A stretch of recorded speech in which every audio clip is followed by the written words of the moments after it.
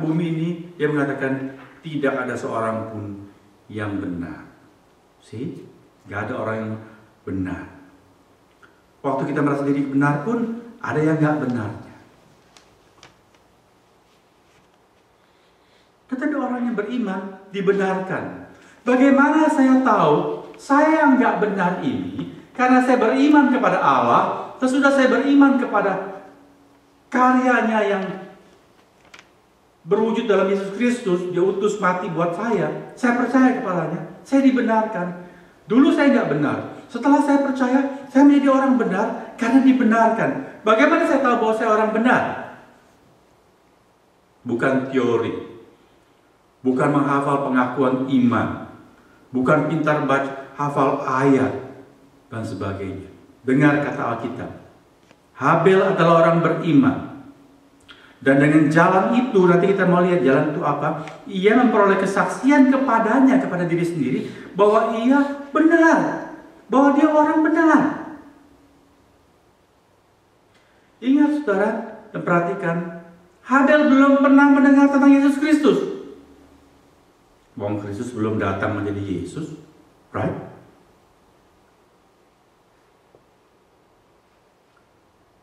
Habel tidak terdaftar dalam buku induk gereja, keanggotaan gereja. Belum ada gereja. Tetapi dia orang beriman. Dan dia tahu bahwa dirinya dia orang yang benar. Bukan karena dia suci, tapi karena dia dibenarkan oleh Allah, diperkenan. Dari mana? Dengan jalan itu. Nih perhatikan. Apa itu jalan itu? Yaitu tadi, mempersembahkan kepada Allah korban yang lebih baik. Ketika Habel melakukan sesuatu yang Allah katakan, that's very nice. Your offering and your service, your worship is the best. More than the other. More than Cain, your brother. Oke. Bagaimana? Nah, tadi kita sudah simpulkan, bukan gara-gara domba. Ready? Ingat, itu jangan lupa. Jangan balik lagi, oh kalau gitu karena domba. Bukan. Nah, saudara, mengapa? Kita perhatikan lagi teks kita. Selanjutnya dilahirkannya lah Habel adik Kain, dan Habel menjadi gembala kambing domba, Kain menjadi petani. Ayat ketiga. Setelah beberapa waktu lamanya, maka Kain mempersembahkan sebagian dari hasil tanah itu kepada Tuhan sebagai korban persembahan. Habel juga mempersembahkan korban persembahan dari anak sulung kambing domba dan seterusnya. Kita mulai masuk begini, saya ajak kita melihat. Jadi setelah Kain dilahirkan, dia bertumbuh dari baby menjadi anak-anak. Dia mulai melihat setiap kali orang tuanya itu Adam dan Hawa menyembah Allah, bersembahyang kepada Allah, dan dia disuruh ikut, ya ikutlah dia.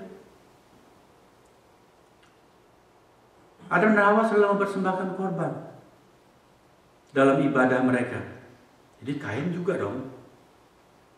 Jadi mempersembahkan korban juga. Saudara lihat tadi yang dicatat lebih dahulu memberikan persembahan siapa? Kain. Saudara perhatikan. Yang dia lebih tua. Jadi dia melakukan, adiknya pun melihat, oh melakukan juga. Sama-sama melakukan ibadah. Tapi bedanya apa? Bedanya apa?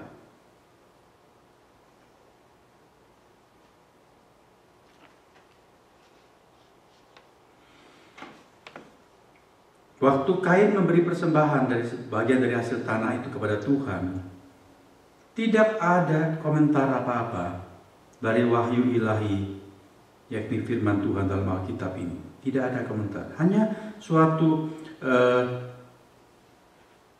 kalimat berita bahwa Kain mempersembahkan sebagian dari hasil tanah itu kepada Tuhan sebagai korban persembahan.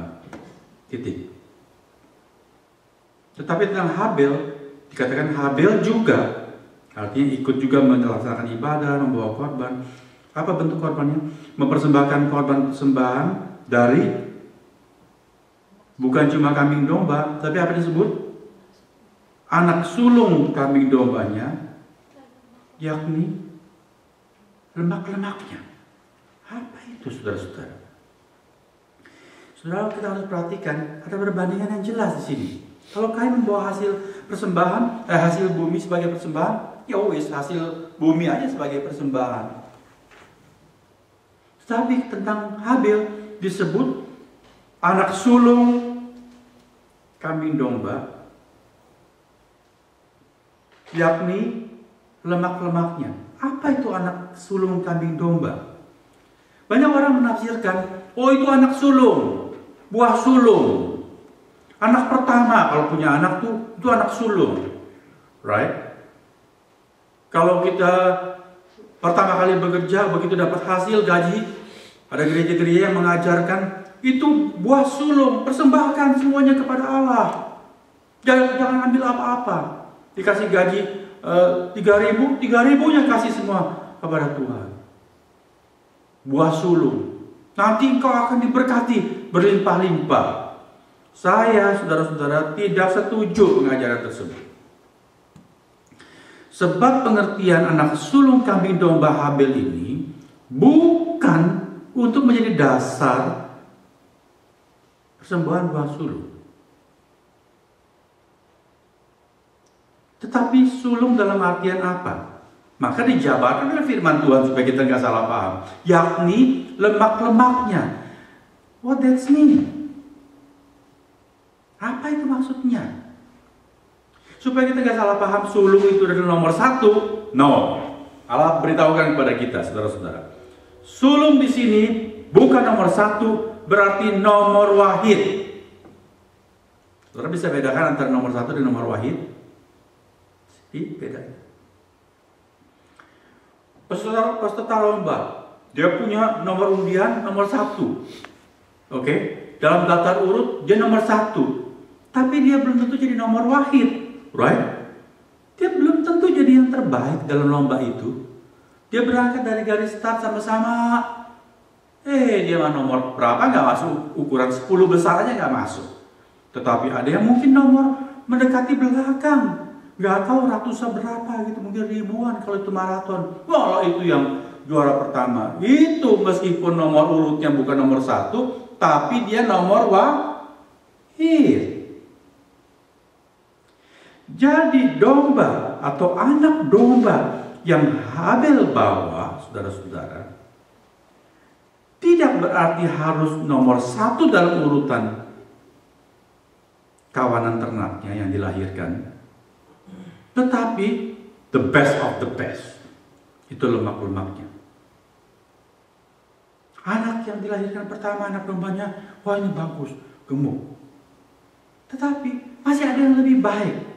Yang 1 itu lebih bagus, lebih mulus, lebih gemuk. Kalau dijual pasti lebih mahal. Tetapi Habil memberikannya kepada Tuhan. Berarti ada implikasinya di sana tersirat bahwa Kain memberikan hasil bumi dari hasil tanahnya itu, hasil jeripayanya. Tidak dia pilih, saudara-saudara. Ya sambar aja sembarang. Pokoknya asal ada lah. Kan kalau menyelenggarakan kebaktian, ibadah mesti ada persembahan, ada korban. Masa aku nggak pakai itu? Dan orang bilang apa? Jadi bawalah, pokoknya asal ada. Ini beda. Habil memberikan the best of the best.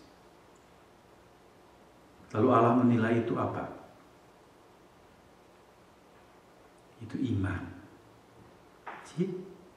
Iman itu bukan berupa pengakuan iman yang dihafalkan, pengetahuan firman Tuhan. No, itu penting. Tapi itu tidak menjadi bukti bahwa kita adalah orang beriman. Orang beriman wajar melakukan itu semua. Suka baca firman Tuhan, hafal firman Tuhan, mengerti kebenaran, bisa jawab, bisa uraikan.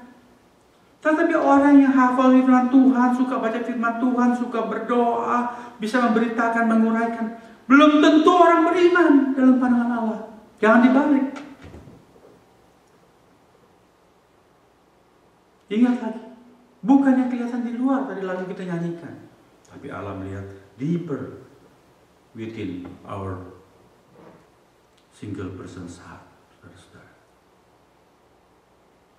Saya ajak kita lihat referensi yang lain untuk lebih mengerti kebenaran ini. 1 Yohanes pasal 3 ayat 11 dan 12.